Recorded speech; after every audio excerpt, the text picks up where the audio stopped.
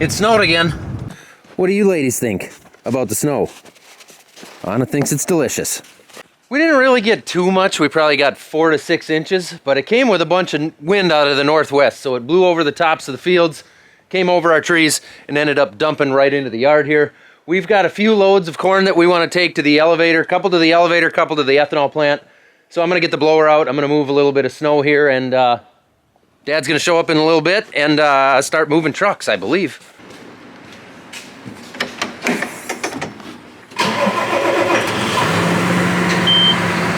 I need an opener.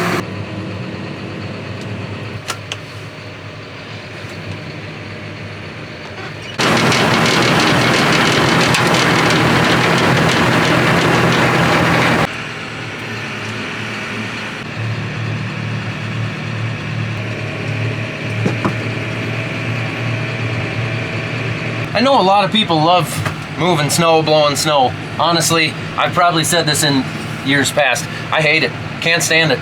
You move the stuff, then the sun comes out and it all melts anyway, or the wind picks up and blows everything you just moved right back into the yard. I don't hate snow. I like having snow. I like snowmobiling. The kids love downhill skiing. I just hate sitting in the tractor for 2 or 3 hours and moving this whole yard. Would you look at that? Sun came out.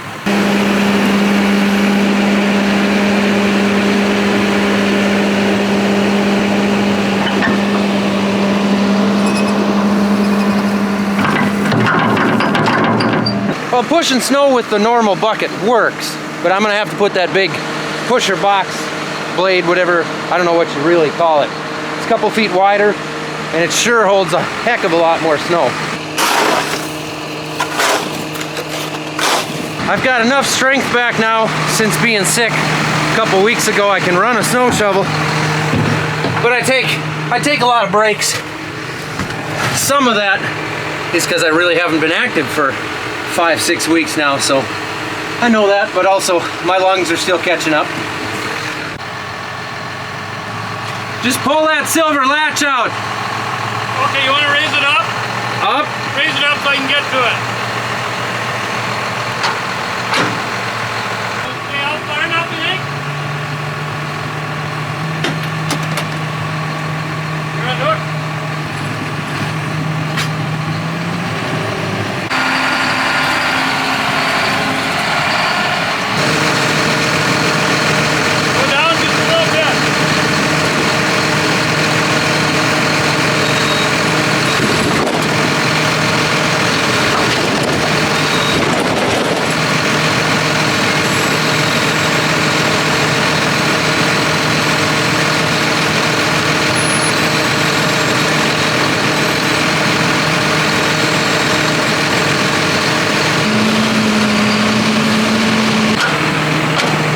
It's in all the way? Pretty simple, yeah.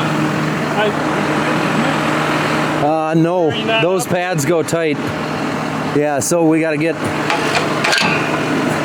So I'll set it down and wiggle it. But should take it where there's snow's already moved? What do you suppose the purpose is on these newer Deere tractors with the double brake pedals, but yet if you touch one of them, it stops moving the tractor? I know, it's frustrating. It's stupid. Yeah, it is. I don't understand that either with the IPC. Somebody out there let me know if that's a function I can turn off in the computer, because on these tractors a lot of times you just got to ride the brake, twist out of a tight spot or round a corner in the field, but this thing automatically stops moving the tractor when I touch the brakes.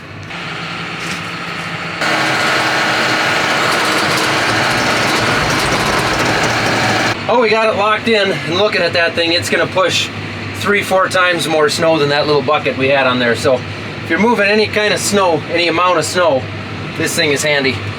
But we got some end of the year financial decisions here we got to talk about. So we're going to do a 15-minute break in the shop here and kick a few ideas around. Well, back to work.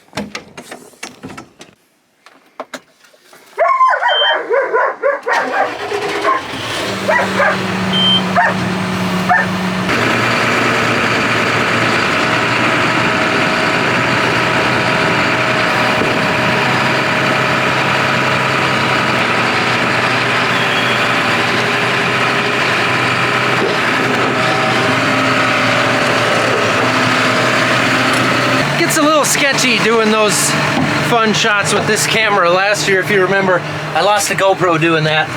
This camera is more expensive than a GoPro. So I don't know if I want to get real creative with where I put this one.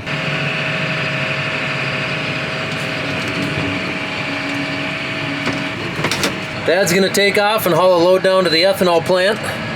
See what we got for corn in the first bin. This is the first load we have hauled now since after harvest. I wonder if I could get enough snow piled up at just the right angle that I could jump a snowmobile over the LP tank. You know, I'm pretty sure I could do it. It'd be the landing on the other side that I'd be concerned about. So for that reason, maybe I'll just hold off. The nice part about the pusher, you don't have to look backwards all the time, and honestly, it's faster. The downfall, if you got piles of snow sitting in the wrong spot, when the wind comes up and the blizzard comes through, then you got a problem because you're gonna have some monstrous drifts created that you gotta deal with. So it's a give and take. It's nice to have both. The box here, the pusher, does have this amazing ability to be able to roll all the way forward, and then you can grab the snow right up against your garage with that cutting edge that's actually mounted to the top of the box. See it there? How handy is that?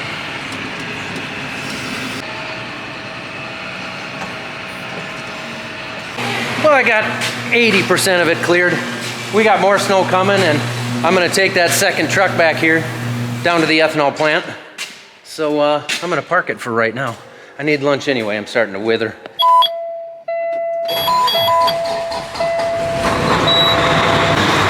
I'm told one of these tires is low. Found it.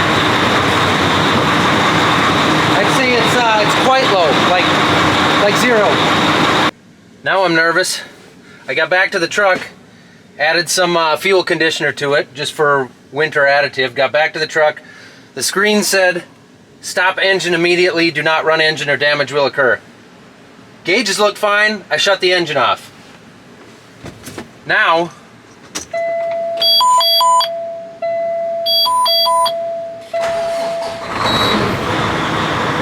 it turned on, but it wouldn't turn on for me a minute ago. It was like it was stuck.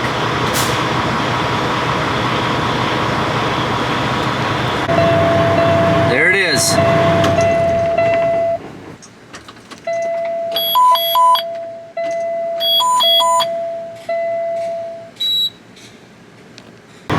Oil pressure is good. Airbags came up. Fuel level, I mean everything, coolant's low on temp because it's hasn't worked yet. See if it happens here again.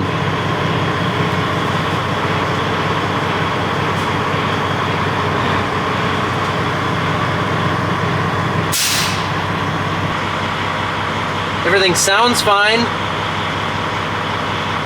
Does it one more time here.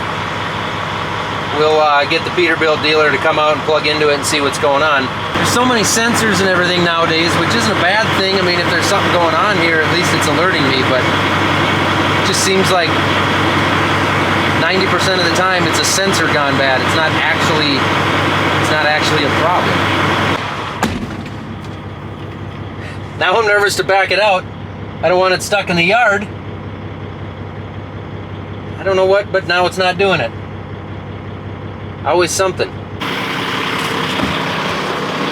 Got the door open on the truck, so sitting where I'm sitting, I'll hear if that sensor goes off again, but I don't know. You know what? Sitting here underneath the overhang,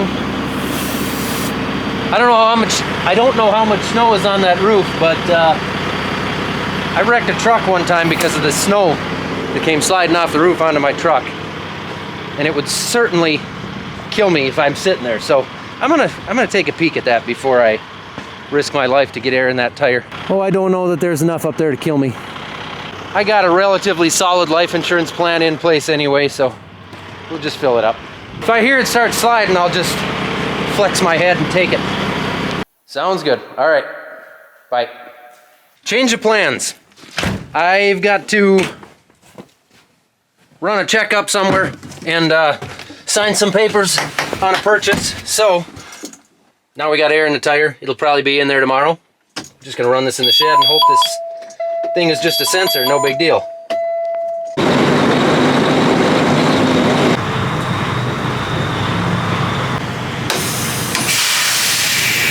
No sensor, or no warning. I don't know. And look at that. Truck number 1 is already back. He's gonna get under the leg there and load that one up again, just so it's done. And we've actually got 4 loads, I think, that we got to take in, just based on the shares that we've got in the plant right now.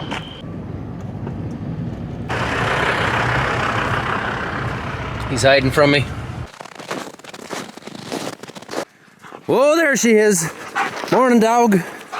Jeez. Whew. You are wound up, huh? Where were you? You weren't in the garage sleeping. Dog 2 has arrived. Hey, are you 2 interested in wrestling at all? Go ahead now, wrestle. Go on, now get her. Day 2 of this video. What an exciting morning. Beautiful day to wrestle around. Let's check our tire we pumped up yesterday. Come on, line her up. No, might need both hands. There we go. Oh. About 25 pounds. Had 110 in it last night. So I'll pump it back up, make the trip, then we'll have a tire to deal with. On the code that this thing was throwing, I think I'm gonna check the antifreeze. A lot of these trucks, if the antifreeze level gets low, usually they're fine, but it's a safety thing, obviously. If it gets too low, well, that's a bad deal. A lot of beeps. Oh, this dude parked in my way for putting air in the tire. Some kids' parents. Let me show you the good news and the bad news. Good news is this tire's not actually low. I don't have to sit here and put air in it. Bad news is, it's the gauge. The gauge was sticking. It gets air in the gauge. I had to hold it there for a while, and then it would come out. This gauge was new last summer. Not that they're expensive, but they're all junk. And then you go to this gauge here, different brand, pretty much same style. Put it on there. And this one pegs out immediately, saying there's at least 200 pounds of air in there.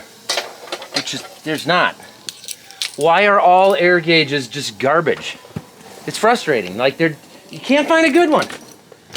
You know all the cheap, trinkety garbage stuff that is made in China and we all buy it here? They just don't make that like they used to. Antifreeze level, about 1 inch below the minimum recommended line. I'd sure be willing to bet that was our issue yesterday with that glitchy deal.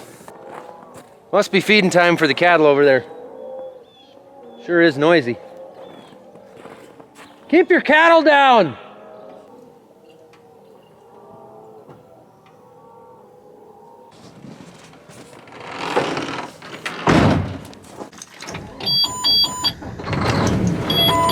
Let's do this.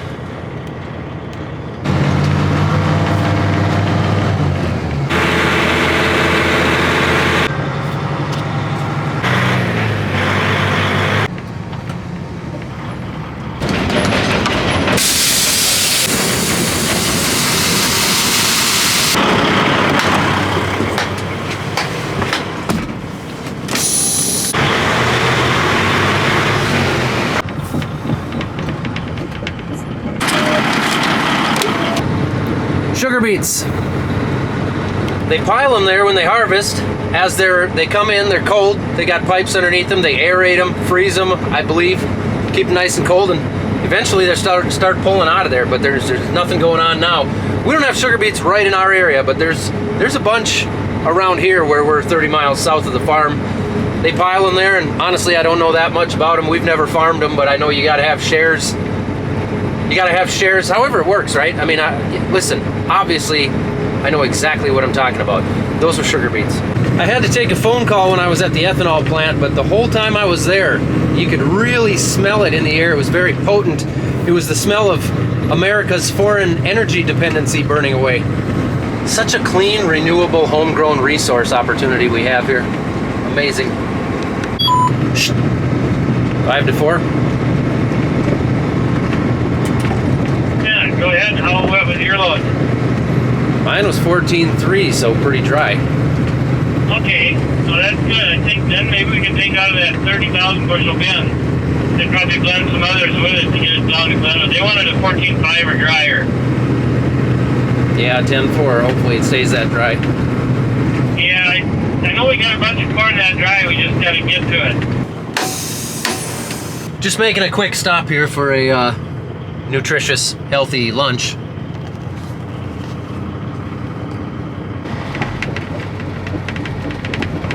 Dad got out here and started before me this morning, so he's already gone with the second load. That's going to be 4 loads. That covers what we need to haul now.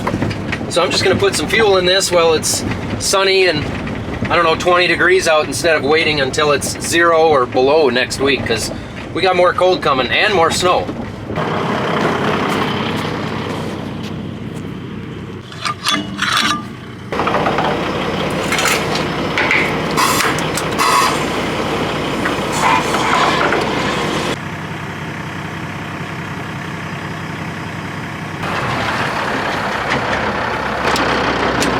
I'm almost out of your way. It might have clicked out by now. Okay, you want to repeat? No, I stopped at Casey's and had a couple myself. Sheafo. Now, empty truck on a snowy hill. Let's hope it backs up that snowy hill. Diff lock. Well, I definitely can't back up. I'm going to try forward. Oh, please climb this snowy hill.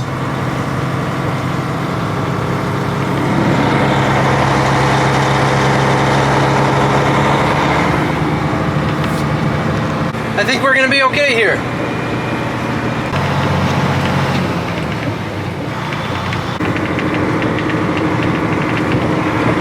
Well, he's going to try it anyway.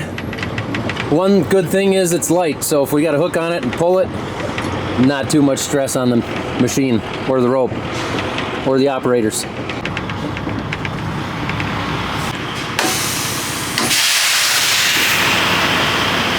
We really need to organize this place. It's supposed to be colder next week, so maybe. I don't want to make any big promises. We are going to combine a couple of those totes over there that have the same product in them, but they're down to half or less. We're going to combine them so we got less totes sitting in here. The plan, eventually, maybe, hopefully, possibly, is to put some 4-foot wide, larger, really heavy-duty pallet racking in the back there and be able to put those totes on the pallet racks. I don't think when they're full we can't put that kind of weight on there, but for all these half-empty ones, I don't think it'd be a problem. So we got a tote of Roundup right there, or glyphosate right there, and some here. So we're just going to dump this into there, combine them, then we can get this out of here. May put that little bit of depth that we got left into one of the tanks back there. Little general organizing to get rid of some stuff in here, but the hang up is Dad's got to be out of here in about a half an hour, so it's he's rushing. He's not Russian, he's American, but he's going to be rushing. I dropped the hose and I lied to you guys. These are not glyphosate totes, they're AMS totes. I don't know how you'll ever trust me again.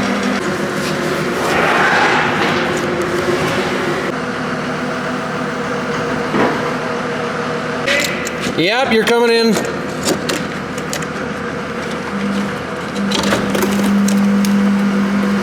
One-handed. Things never work as well.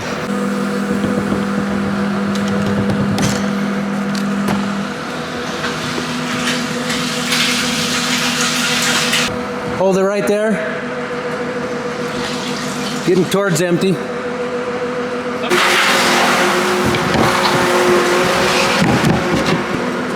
That depth one you can do by yourself.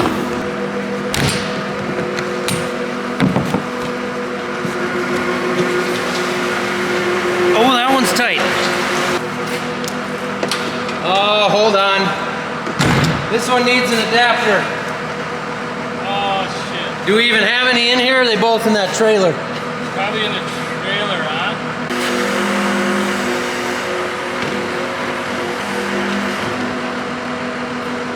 Quit moving it now.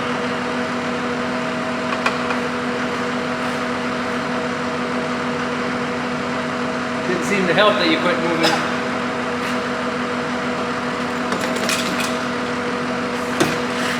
Okay.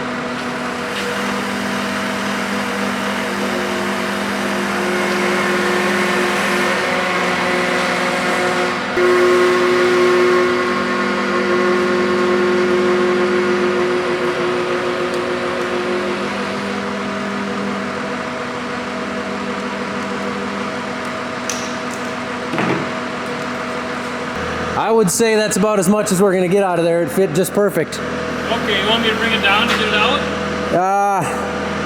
Yeah. Well, Dad left me. I'm all on my own now, but that was nice to get that done while we had two people.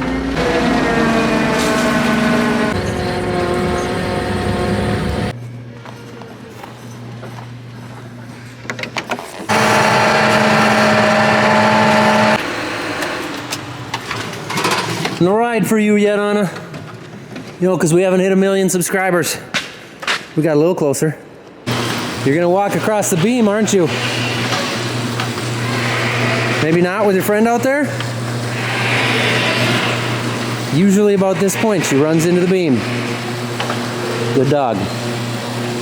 And it's been about an hour, it seems, so second truck should be full by now. It was pretty low and our tank's not very fast, especially when it's cold out.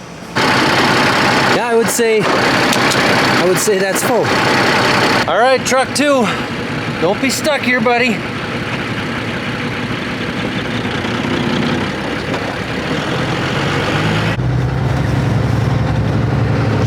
Beautiful.